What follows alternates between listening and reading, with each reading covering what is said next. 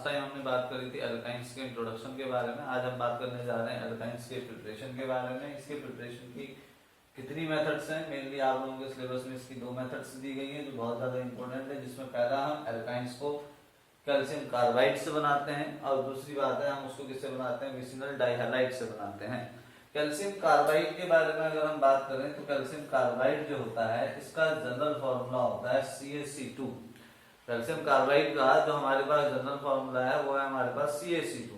अब ये कहां से मिलता है, इसको बनाने के लिए सबसे पहले हम कैल्शियम कार्बोनेट को हीट अप करेंगे। अब आप लोगों ने अपनी बेसिक क्लासेस में पढ़ा है 10th क्लास में, जब हम कैल्शियम कार्बोनेट को हीट अप करते हैं तो ये क्या करता है, यहां से CaO प्लस CO2 में क्या हो जाता है, ब्रेक हो जाता है। उसके बाद क्या होगा, ये जो हमारे पास CaO क्विक लाइन जो है, इसको जब हम कार्बन के साथ रिएक्शन कराएंगे, इसकी जब हम रिएक्शन किसके साथ कराते हैं, कार्बन के साथ, तो जाकर के ये क्या करता है, यहाँ पर कार्बन और ऑक्सीजन मिलकर के CaO बनाते हैं, सॉरी कार्बन और ऑक्सीजन मिलकर के CO कार्बन मोनोऑक्साइड बनाएंगे और कैल्शियम बचे हुए 2 कार्बन के मॉलिक्यूल से रिएक्ट करके CaC2 बनाता है।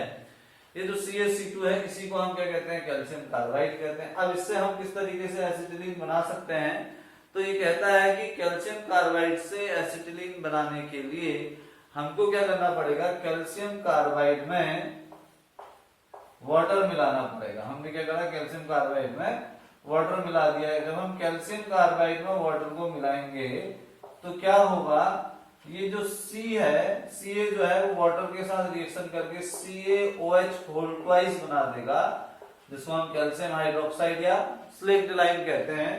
और उसके बाद क्या होगा, ये जो कार्बन है ये हाइड्रोजन के साथ रिएक्शन करके क्या बना देंगे, C2H2 बना देंगे। तो अगर आप इसमें देखते हो तो यहाँ पे हमारे पास 2 हाइड्रोजन और 2 OH यूज हो रहे हैं, इसका मतलब यहाँ पे क्या करेंगे, ट्वाइस H2O का यूज करते हैं। तो इस तरीके से हम क्या कर सकते हैं, कैल्शियम कार्बाइड की हेल्प से इजीली एसिटिलीन को प्रिपेयर कर सकते हैं। आप लोगों के सिलेबस में एसिटिलीन के प्रिपरेशन की एक और मेथड है, वो है फॉर्म विसिनल डाइहैलाइड। तो हमने लास्ट टाइम विसिनल डाइहैलाइड्स के बारे में बात करी थी। तो विसिनल डाइहैलाइड्स होते क्या है, जिसमें 2 नेबरिंग कार्बन्स पे, सपोज दैट हमारे पास CH2 सिंगल बॉन्ड CH2 है, एक Cl इस पर जुड़ा है और एक Cl इस पर जुड़ा है, तो 2 हैलाइड्स डाइहैलाइड्स है नेबरिंग कार्बन्स पे, दोनों पे एक हैलोजन जुड़ जाए तो डाई। अगर एक ही पर 2 हैलोजन जुड़ जाए तो उस कंडीशन पे हम इसको क्या कर देते थे, जन हैलाइड के नाम से जानते हैं। तो ये हमारे पास विसिनल डाइहैलाइड है। तो जब हम इसकी रिएक्शन KOH के साथ कराते हैं, जब हम इस विसिनल डाइहैलाइड की रिएक्शन KOH के साथ कराते हैं, तो कैसा KOH लेंगे हम, यहाँ पे अल्कोहलिक KOH लेते हैं। तो अल्कोहलिक KOH के साथ इसकी रिएक्शन कराने पर ये क्या करता है, यहाँ पर K जो होगा वो एक Cl के साथ रिएक्शन कर देगा और क्या बनाएगा, KCl बना देता है। दूसरी चीज, यहां से K और Cl जुड़े, एक OH यहाँ के एक H से रिएक्शन करके H2O बना देगा। तो ये हमारे पास बन गया KCl और H2O। मेरे पास यहाँ क्या बचा, CH, लेकिन उस CH में एक Cl जुड़ा है, देखिए, तो Cl CH और इधर क्या रहा हमारे पास CH2। तो यहाँ पर आ गया हमारे पास Cl CH CH2। लेकिन अगर आप इनकी वैलेंसी देखोगे तो दोनों में एक वैलेंसी की कमी है, तो यहाँ पर क्या आ जाएगा, एक डबल बॉन्ड आ जाएगा। उसके बाद ये फर्दर रिएक्शन करता है किसके साथ, फिर से रिएक्शन करेगा NaNH2 के साथ। अब इसकी रिएक्शन NaNH2 के साथ होती है तो क्या होगा, ये Na और Cl आपस में मिलकर के NaCl बना देते हैं और यहाँ पर ये NH2 इस हाइड्रोजन के साथ जुड़ करके NH3 बना देता है। अब हमारे पास क्या रहेगा, यहाँ पे CH और इधर भी हमारे पास क्या रहेगा, CH। तो ये हमारे पास बन जाएगा CH ट्रिपल बॉन्ड CH। तो इस तरीके से हमारे पास एसिटिलीन मिल जाती है। अब बात करते हैं फिजिकल प्रॉपर्टीज के बारे में। तो फिजिकल प्रॉपर्टीज ऑफ एल्काइंस के बारे में बात करें तो इनकी physical properties similar to alkane और क्या होती है, हमारे पास एल्कीन्स होती हैं। Similar to alkanes and alkenes होती हैं। जिसमें हमारे पास क्या होता है, जो C2 से C4 तक के फर्स्ट 3 मेंबर्स ये किस स्टेट पर एग्जिस्ट करते हैं, गैस स्टेट पर एग्जिस्ट करते हैं। C5 से C12 लिक्विड स्टेट पर एग्जिस्ट करते हैं। और नेक्स्ट हमारे पास C12 टू हायर ये कौन सी स्टेट पर एग्जिस्ट करेंगे, सॉलिड स्टेट में एग्जिस्ट करते हैं। उसके बाद अगर हम सॉलिबिलिटी पर डिस्कशन करते हैं तो these are insoluble in water, insoluble in water but soluble in organic solvents, soluble in organic solvents। Organic solvents आप लोगों को बताए थे जैसे बेंजीन, क्लोरोफॉर्म। ये melting and boiling points increases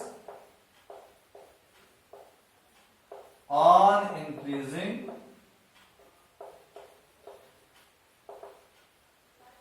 molecular mass. Molecular mass बढ़ने पर क्या हो जाएगा, मेल्टिंग और बॉइलिंग पॉइंट्स क्या हो जाएंगे, इनके बढ़ जाएंगे। ये सारी प्रॉपर्टीज वैसी हैं जैसी आप एल्केन्स और एल्कीन्स के लिए पढ़ के आ चुके हैं, ठीक है ना। केमिकल प्रॉपर्टीज ऑफ एल्काइंस के बारे में बात करें तो इसके अंदर क्या होता है हमारे पास, इसमें एल्काइंस मोस्टली एडिशन रिएक्शंस को शो करते हैं। तो सबसे पहले हम क्या करते हैं, एल्काइंस की एडिशन रिएक्शंस के बारे में बात करेंगे। एडिशन रिएक्शंस सिमिलर है as similar to the reactions of the alkenes. तो एल्काइंस में जैसे हमारे पास पहले क्या होता है, एडिशन ऑफ हाइड्रोजन जो हम पहले ही बात कर चुके हैं, फिर भी एक बार देख लेते हैं। एल्काइंस हाइड्रोजन के साथ रिएक्शन करके CH triple bond CH hydrogen के साथ रिएक्शन करके किसकी प्रेजेंस में, PT PD या NI की प्रेजेंस में रिएक्शन करके क्या करता है, एल्कीन्स में बदलता है, जो हम पहले ही पढ़ चुके हैं, CH2 डबल बॉन्ड CH2। और एल्काइंस फर्दर हाइड्रोजन के साथ रिएक्शन करके क्या बदल जाता है, एल्केन्स में बदल जाता है। तो CH3 सिंगल बॉन्ड CH3 बनाता है। इसके बाद अगर हम बात करते हैं सेकेंड बात, एडिशन ऑफ हैलोजन। हैलोजन का एडिशन भी सिमिलर होता है। एडिशन ऑफ हैलोजन्स, हैलोजन का एडिशन भी सिमिलर है हाइड्रोजन के एडिशन की तरीके से। जैसे CH triple bond CH react करता है हैलोजन के साथ, सपोज दैट Br2। तो Br2 के साथ जब इसकी रिएक्शन कराई जाएगी तो एक Br इसमें जुड़ जाएगा, एक Br इसमें, तो ये हो गया CH डबल बॉन्ड CH और दोनों में एक Br जुड़ चुके हैं। उसके बाद फर्दर रिएक्शन होगी इसकी Br2 के साथ, उस कंडीशन पर एक Br फिर से जुड़ेंगे तो CH Br, यहाँ पर भी हमारे पास Br और सिंगल बॉन्ड में बदल जाएगा, यहाँ पे हो जाएगा हमारे पास CH Br single bond Br बन जाता है। इसके बाद है हमारे पास addition of halogen acids. Addition of halogen acids Markovnikov के लॉ के अकॉर्डिंग काम करता है, जैसा हमने पढ़ रखा है। In the addition reactions of the unsaturated hydrocarbon the negative part of the additive reagent always combined with that carbon atom which have the less number of hydrogen atom. तो वही चीज यहाँ पर भी फॉलो होगी, जैसे हमने लिया यहाँ पे CH3 single bond C triple bond CH, मैंने इसकी रिएक्शन हैलोजन एसिड HBr के साथ कराई, तो उस कंडीशन पर जो नेगेटिव पार्ट होगा वो उस इन दोनों में से उस कार्बन में जुड़ेगा जिसके पास less number of hydrogen atom होते हैं, तो इसका मतलब दूसरे नंबर के कार्बन में जुड़ेगा। हमारे पास ये क्या आएगा, CH3 single bond C double bond CH।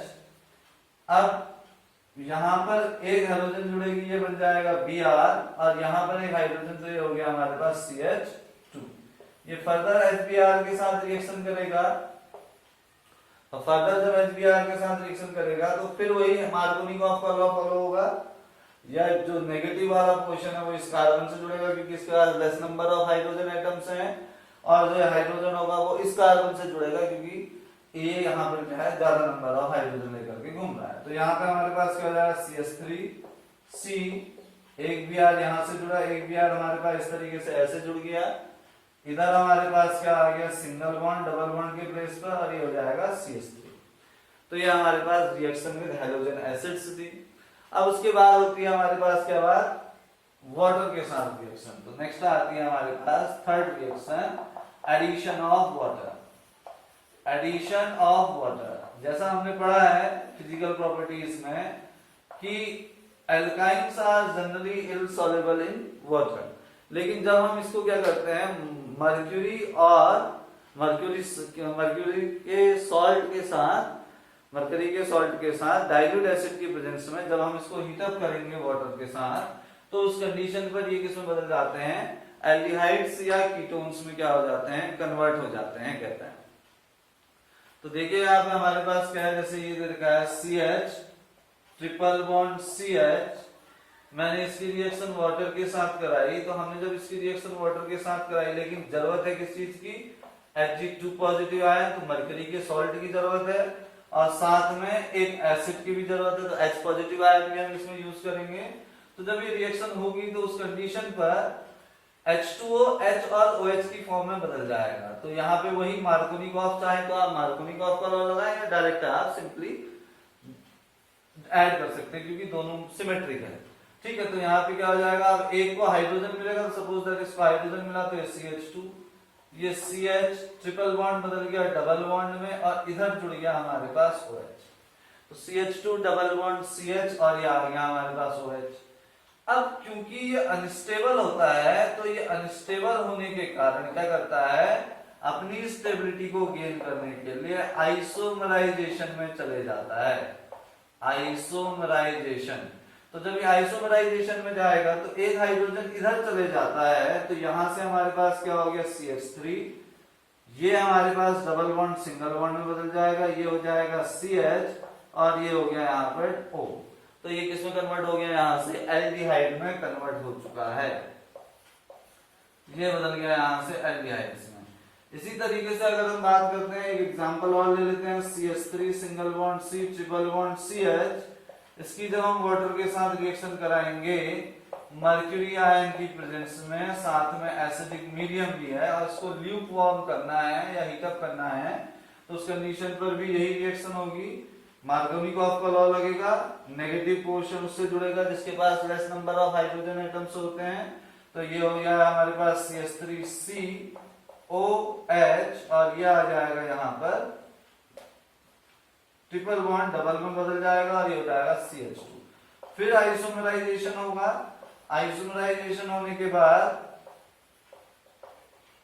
जो O है वो इंडिपेंडेंट रहेगा और ये H इधर चले जाएगा, तो हमारे पास आ गया CH3CO, यहाँ पे आ गया CH3। अब यहाँ पे एक कार्बन जब एक बॉन्ड चाहिए और यहाँ पे डबल बॉन्ड हो जाएगा, तो ये क्या बदल गया, यहाँ पे हमारे पास कीटोन में बदल गया है, तो ये कीटोन्स बन जाते हैं।